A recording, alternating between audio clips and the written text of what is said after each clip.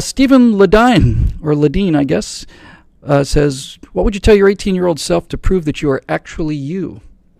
That is a fantastic question. I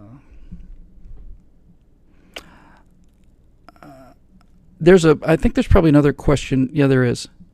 All right, here's what I'm going to do. I'm going to combine two questions. Dave Olson asks, this is a quote from me to my 18-year-old self. Whatever you do, stay away from that girl. You know the one. Name optional. The name will stay optional. So the two questions I will combine.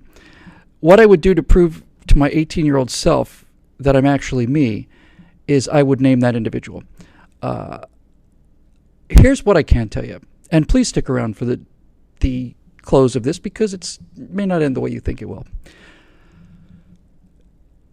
I think this is more true for boys than for girls, young men than young women. I'm not 100% sure, but it feels like it's more true. I was talking to my friend Jeremy one day, and I had... everybody has crushes, and everybody has a number of crushes. But for some guys, there's this one girl, and you can't explain it, and you don't know what it is, but there's one. And needless to say, I made a complete and flaming jackass out of myself. There's a line from The Simpsons where it's the episode back when it was funny, 25 years ago, where Milhouse is fallen in love with Lisa. And she asks him to pass a note on to the guy who she really likes. And a little thought balloon comes up off of Milhouse's head and says, I know if I do everything she tells me, then she'll really respect me. And then it's like, I don't know if Conan O'Brien wrote that, but whoever wrote it had been there. So anyway, there are, I think for a lot of guys, that one, to say the one that got away is to imply that you had a chance in the first place. And frankly, I don't think you could have had a chance, because if you could have had a chance, I don't think this person would be the kind of person I'm talking about. So I'm going to get to a name here. So I'd actually had dreamed about this person for my entire life. Every 3 or 4 weeks, I'd have a dream, and the dream was always the same. And the dream wasn't like we'd sail off on a happy cruise together. The dream was we would meet and we'd be friends. We'd actually just be friends. And she could see that I wasn't the jerk I used to be, and I wasn't, kind of this skinny super geek, and I was doing well, and I was kind of making a name for myself, and I was all right, doing all right. That was it, basically. And then one day on Facebook, I looked her up and said hi and got back in contact after 30 years.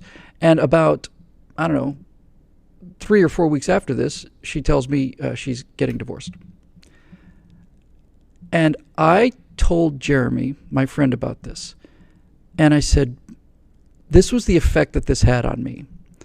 I said, Jeremy, I feel like I just got up this morning and I went to the kitchen and I was making myself a cup of coffee, and I looked out the window into my backyard, and standing out there in the backyard in the middle of broad daylight was the unicorn.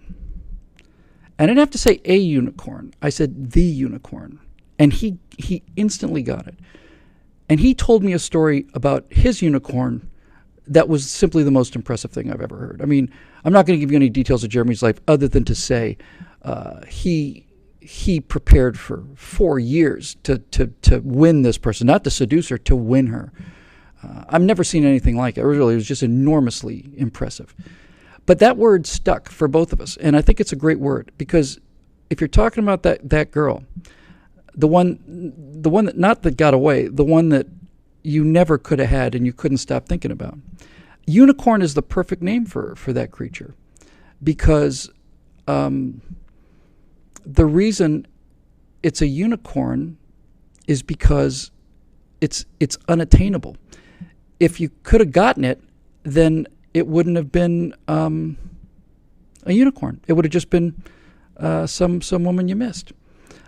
So, I know, by the way, that they're running these ads, and bloody Ustream, these ads are getting they used to be 10-second ads, now they're running 3 minutes of ads or something. So for those of you who are watching on YouTube, you won't have any idea why I'm slowing down, but I'm going to wait for this thing to stop. There it is. Anyway, the unicorn is that girl that you had such a crush on, and the one that really burned herself into your heart, never ever got over.